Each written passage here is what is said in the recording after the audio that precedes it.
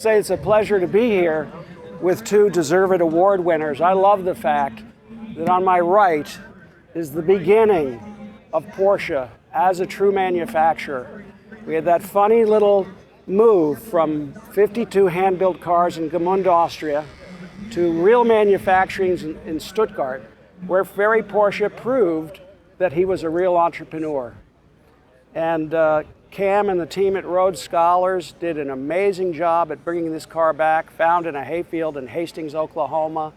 It's incredible, from the World War II vintage canteens we smelted to make the script, to the fish scales we put into the paint, to the coconut fiber that's in the seats. It's just been a learning experience for all of us and a great experience. And so I'm just going to pass off to Bruce, who's also a winner here today in an historically significant vehicle. Well, thank you, Ed. And it's a pleasure because we both know the best part of being here and the best part of the hobby are the guys. Right. And we just met last night, and I was telling Cam what a pleasure it was to meet you and share your enthusiasm and hearing about some of your other cars. So you're a true enthusiast, and to sponsor such an amazing effort to bring this car back, and RoadScholars just knows how to do it right, as proven today. They've restored cars for Mr. Porsche, and now for you, and to win best restoration on the field speaks volumes. So it's an amazing car. Very different cars, Different cars. One is, a race car. I lean more towards the race cars myself, but it starts right here, and it starts right here. Yeah. Well, Bruce, we're lucky guys. Yeah, we are. We're blessed, and Ed, it's a pleasure. Okay, first of all, I want to say, talk more about this car. It's really important. The beginning is important, but let's not undercut what Bruce Canepa and his team did about this race car. Sure. So the car won overall at Le Mans, one of the few production cars that would win overall. McLaren did it, and then this one did it.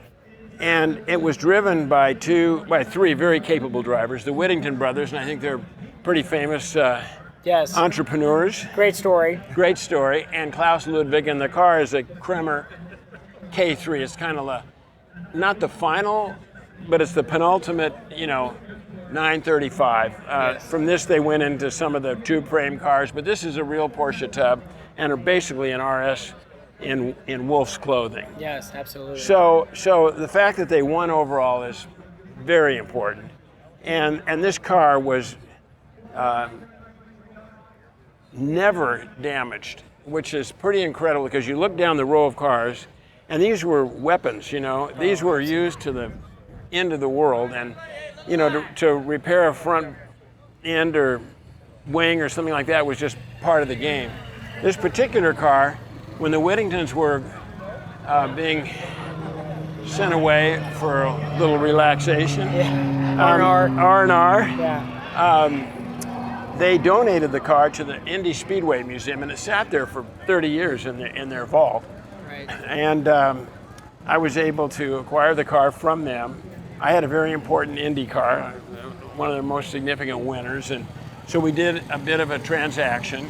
And my car, the Agajanian number 98 car, is at the Indy Speedway Museum now. Yep. And then we took this car to Bruce Canepa, who's kind of the West Coast edition of yourself, maybe more race car oriented. Bruce is amazing. Yeah, and so I think this is a great juxtaposition of greatness. Great restoration of a very historic car, and a race winner and of a race car. I think that is the best thing you could say, is the juxtaposition of Porsche's beginning, and Ed said it earlier, as a production car company, and what they would end up doing as a race car company. Absolutely. And this is one of the personifications of that at the ultimate degree. So. And I think what's really important, we did at the Peterson Automotive Museum, we did a panel with Hagerty and Jay Leno and Donald Osborne, and we went through the whole collector car nation, so to speak, and it all came down to one word. Right. Porsche. And this is a brand that unbelievable that appeals to young and old. Yes. And so in my old age, this started out in my generation. I was born in 41, so there was no Porsche car in 41. So I lived through the whole life of the Porsche car. Right. And to think that that happened in my lifetime, where they could go from a spectacular street car, always with the idea of racing, Right. to something as significant and fast as this, and then on to Can-Am, which they destroyed it. So it's just a brand that transcends all genders and ages. It does transcend all generations, and I think to your point, these are the ultimate expressions, beginning to this end of the Porsche racing period, form and function. And it's funny because I could say as a newbie compared to Bruce, it takes a while for your eyeballs to actually connect to your brain. So the last 3 cars I've acquired, 906, 550 Spider that ran Le Mans twice, and the Abarth that won in Italy and also ran Le Mans. One Targa Florio. Yeah, Targa Florio. So I get it on the race cars. I'm fully there.